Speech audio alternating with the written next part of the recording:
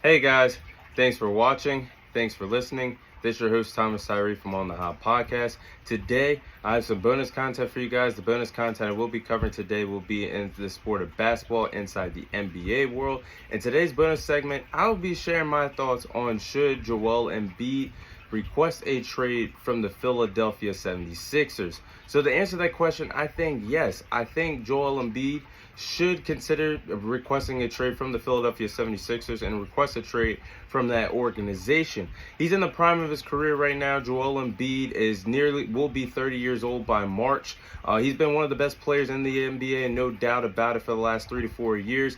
He's been in the conversation for best player of the year for the MVP race, battling against Jokic, Giannis, Steph Curry, and other competitors over the last 3 to 4 years, and then just won his first MVP award this past NBA season. So Joel Embiid's in the prime of his career. He's about to hit that 30 mark. He'll be 30 years old in March, in the midpoint and more beyond the halfway point of next year's NBA season. And let me be honest about this. I understand that my perspective, my argument is he should request a trade. And yes, I am going to address the elephant in the room that Joel Embiid has not gotten past the second round of the NBA playoffs in the Eastern Conference since being drafted in 2014. However, I cannot say all that is really his fault. Like I just said, he's been one of the best players in the NBA for the last 3 to 4 years. Just won his first MVP award, has been dominant over the last 2 seasons, averaging well over 30 points per game in the regular season. It's not Joel Embiid's fault that the Philadelphia 76ers have not gotten past the second round of the playoffs since he's been there and been their star player of the franchise. And the 76ers have tried several times to get him championship help. Trading back, you date back to the 2017 NBA draft where they traded all the way up to get the number 1 overall pick in that draft to draft Markelle Fultz. And then they traded to get Jimmy Butler. And by any means, that 2019 Philadelphia 76ers team, they should have won a championship when they had Ben Simmons, J.J. Redick, Jimmy Butler, Tobias Harris, and Joel Embiid all in the starting 5. They failed to win a championship. They went on to trade Jimmy Butler that following NBA free agency that summer, and decided to keep Tobias Harris over Jimmy Butler. If Joel Embiid and Jimmy Butler were together in the same franchise the way both respective players are playing, I'm pretty sure that both respective players would at least won a championship from the time that the Philadelphia 76ers traded him to the Miami Heat. So that's a mistake right there. They drafted Ben Simmons and they thought Ben Simmons was going to be Joel Embiid's tag team partner to help win some championships in Philadelphia. That wasn't the case. Ben Simmons bailed out on his team, and Ben Simmons is still trying to recover from the days of being with the Philadelphia 76ers, not being an offensive player, not really being around much for the Brooklyn Nets either.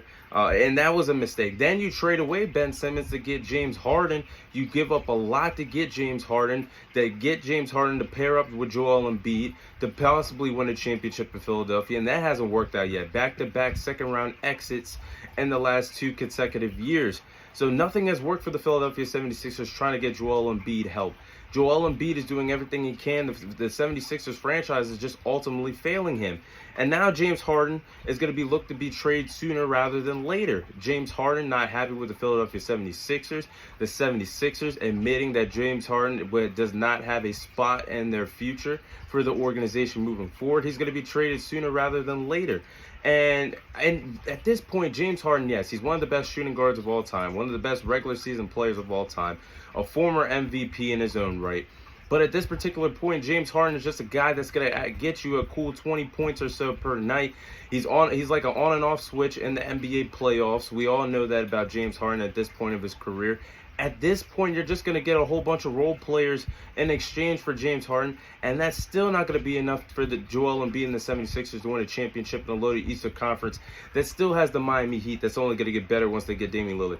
Still with a Boston Celtics team that now has Jason Tatum, Jaylen Brown, and Porzingis. A Milwaukee Bucks team with Giannis, Drew Holiday, and Chris Middleton that's still not going anywhere. The playing field, the Knicks are getting better. The Cavs will be right back where they were last year. The Eastern Conference is only getting better while the Philadelphia 76ers are plummeting and getting worse. And as I speak right now, as I record this video, if I had to make a prediction, right now they'd be a 7th or 8th seed heading into the playoffs next year in the Eastern Conference battling to get a spot at 7th or 8th seed playing in the play-in tournament. So, and I found this very interesting that Joel Embiid came out and said this: I just want to win a championship, whatever it takes. I don't know where it's going to be, whether it's in Philadelphia or elsewhere. That's a quote from Joel Embiid that I saw at the beginning of the week, and his aspirations to one day be an NBA champion in the NBA. So that's pretty deep. And I feel like if Joel Embiid stays where he is for another year or so, he's going to end up like Damian Lillard in the prime of his career, in his 30s, realizing that the roster around you, your playing cast is not good enough for you to win a championship. I think that's exactly what's going to happen.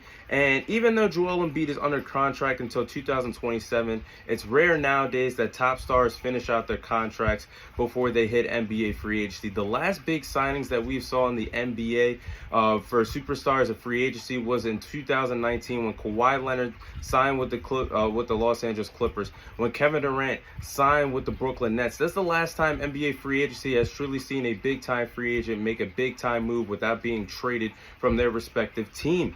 So, and prime example of this, Kevin Durant, Anthony Davis, Chris Paul, James Harden have all been traded away in recent memory without finishing their contracts. All of those respective superstars are big-time players in the NBA today, and they were all traded without finishing out their deals.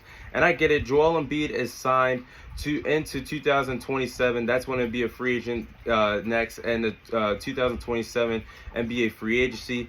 If things don't change in the next year or so, if I'm Joel Embiid in the prime of my career, coming off an MVP caliber year, he's going to be in the top 3 and the MVP race this year, could potentially win back-to-back MVP awards. If things don't change in Philadelphia, I will request a trade from the Philadelphia 76ers. But that's all the time I have for you guys today. Thank you guys for watching. Thank you guys for listening. This is your host, Thomas Tyree, signing off, and I'll see you guys on next week's episode.